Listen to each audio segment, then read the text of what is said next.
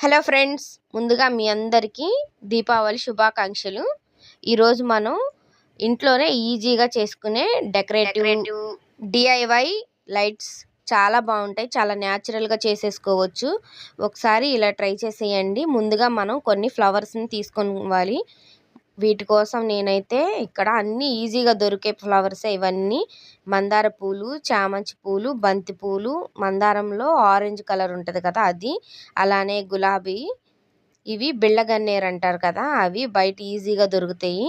White pink తీసుకున్నాను నేను. వీటితోనే ఈజీగా మనం డెకరేషన్ కూడా చేసేసుకోవచ్చు. చాలా బాగుంటుంది. ఒకసారి ట్రై చేయండి. ఇవి తెలుసుగా థమ్స్అప్ తాగే గ్లాసులు, ఇవి తీసుకున్నాను నేను.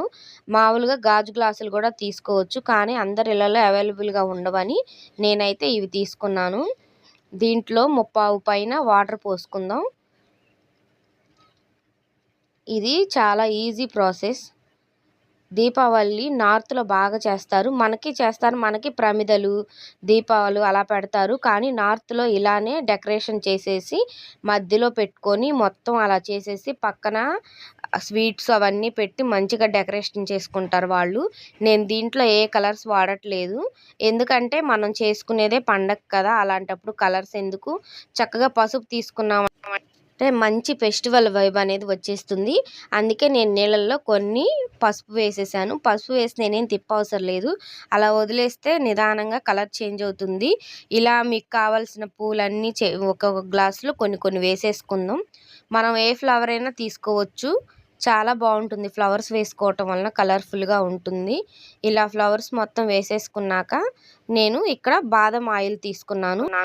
మీరు ఏ ఆయిల్ అయినా తీసుకోవచ్చు. నువ్వుల నూనె, కొబ్బరి నూనె, అలానే ఇంట్లో వాడే వేరుశనగ, సన్ఫ్లవర్, పామ్ ఆయిల్ ఏదైనా తీసుకోవచ్చు. ఇది ఓన్లీ డెకరేషన్కే కాబట్టి ఏ ఆయిల్ అయినా తీసుకోవచ్చు. అదే నేను బాదం ఆయిల్ ఎందుకు తీసుకున్నానంటే క్యాండిల్లా మనం వెలిగించుకున్నప్పుడు ఆ బాదం స్మెల్ అనేది చాలా బాగుంటుంది. మంచి వాసన కూడా వస్తుంది. మీకు కావాలంటే అందులో పర్ఫ్యూమ్స్ కూడా వేసుకోవచ్చు. నేను ఎందుకులే అని బాదం ఆయిల్ వేసుకున్నాను న్యాచురాలిటీ కోసం.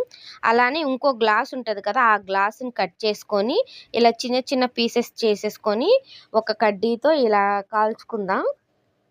దీనివల్ల ఏంటంటే మన ఒత్తి అనేది పడిపోకుండా ఉంటుంది.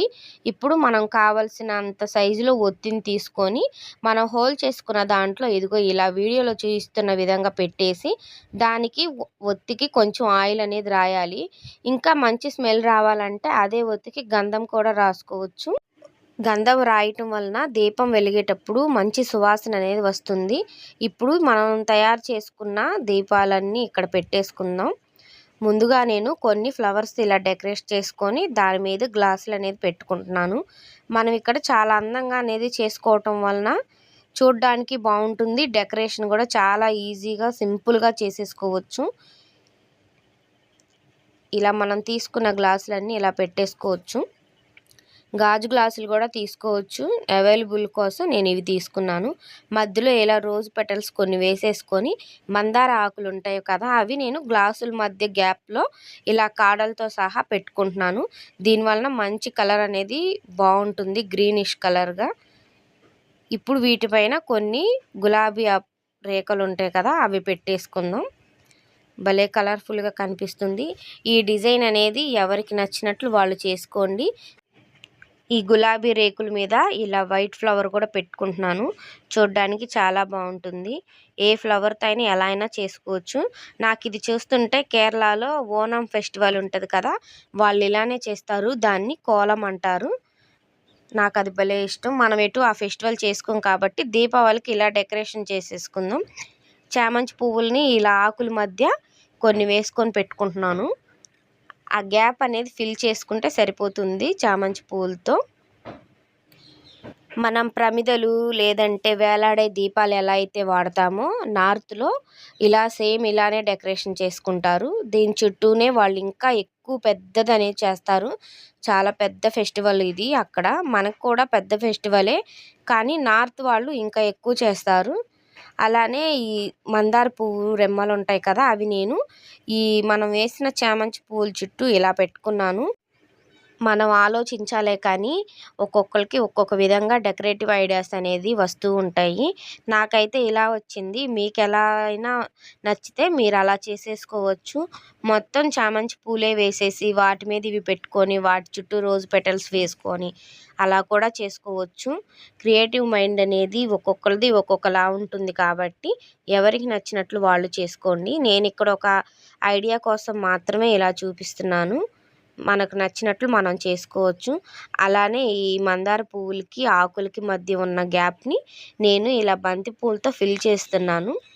బంతి పువ్వులు ఇప్పుడిప్పుడే వస్తున్నాయి, చాలా బాగున్నాయి, కలర్ఫుల్గా కూడా ఉన్నాయి.